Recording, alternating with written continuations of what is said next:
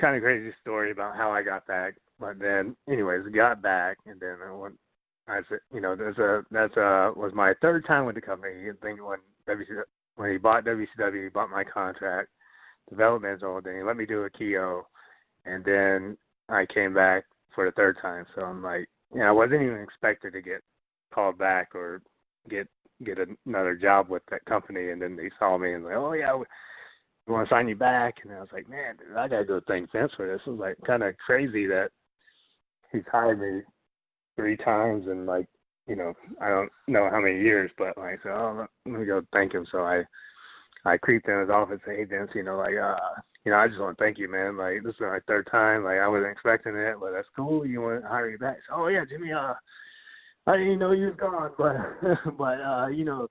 last time when you was a kid, I wouldn't let you talk because you're this Asian dude that grew up in Georgia. But this time we're gonna make a nugget out of or a positive out of nuggets. I'm gonna make you the Asian redneck. That's funny. And then you're gonna be Jimmy Wang. It rhymes. That's funny, Like, yeah. I was like, yeah, cool, Vince. As long as that check comes every Monday, I'm cool to do whatever you want, So, he said, all right, get out of my office. All right, cool, So, and then that's kind of how that came about. That is great. He's definitely kind of like a diabolical nut. Like people, say he's a genius, this and that, but he's definitely quirky and nutty. He just probably thought that was absolutely hilarious, and there you go. There's the gimmick. Yeah, and he was, like it is funny. Like that's, and Vince, I don't know, a lot of people know he grew up in North Carolina, so he has some Southern roots, So like, he is a genius, like maybe, and that's what people think he's all crazy and everything. It's like, is he crazy? He has $1 billion, so like, is he? Are we crazy that we don't have $1 billion? Like, what? Who's the crazy one? Like, is he crazy? He has $1 billion. Like, maybe, everybody else is the crazy ones the way how we think. Right, he's crazy like a fox. Yep. Like everybody has their Vince McMahon story. Like, oh yeah, that guy's nuts. So like, is he nuts? Like, Yep. Is he? True. Do you think he's nuts? Like. Yeah, that's right. I don't know. I have a different mindset on Vince than I guess a normal person, But I love when he brings you back. Obviously, he loves Jimmy Wang. He loves his character. You get some vignettes. You get a real gimmick. You get a real character. You get the Fu Manchu going. He really kind of goes all out for your, kind of like you said, third time around, but your re-debut.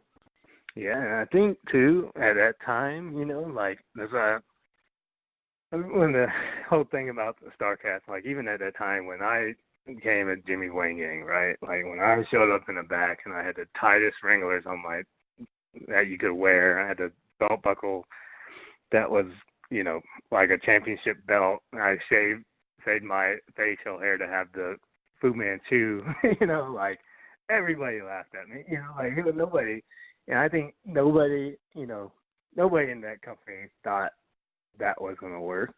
Jimmy Wang Yang, the Korean redneck, like on paper, like that doesn't sound like a character that's going to get over. I don't think, right? Do you think? Like on paper, Jimmy Wang Yang, Korean redneck. Yeah, it's like, I don't know if this will work. Yeah. Let's see it in action. Yeah, and I think, at that time, my personal belief, 99% of that company didn't think it was going to work. 99% of the company didn't believe that I could pull it off. And I only had one supporter, and that guy ran the company.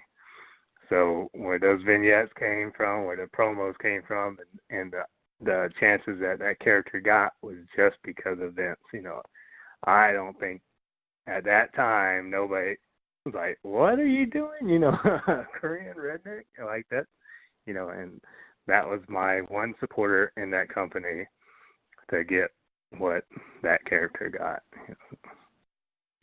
And you gotta love, like, it's not just like, okay, you're a jokey character, No, you're getting cruiserweight title matches against Greg Helms. I mean, you're really kind of pushing that division forward. And then when they put you with Torrie Wilson, obviously, anytime you're with Torrie Wilson, you know you're going to get a lot of attention because a lot of the fans absolutely love Torrie Wilson.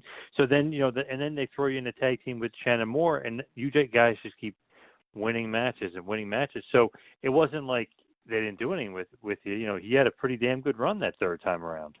I'm telling you, like, that's what I can't, like, that's, I have a lot of love for VKM, so, like, him giving me that opportunity, him believing in me, letting me, do my thing, and, exactly what you said with the pay-per-view cruiserweight title matches, the Torrie Wilson, to tag team title matches, to being on video games, action figures, baseball cards, all of the stuff that WWE produces, like, like that was my dream to do that. It wasn't a dream to just be get on TV or, to have a match on Nitro, Thunder, whatever. I wanted to be a wrestler. I wanted to be, I wanted to be on those video games. I wanted to have an action figure. I wanted to be on pay-per-views. I wanted to be at WrestleMania, and I got to do all that stuff with that character, Jimmy Wang.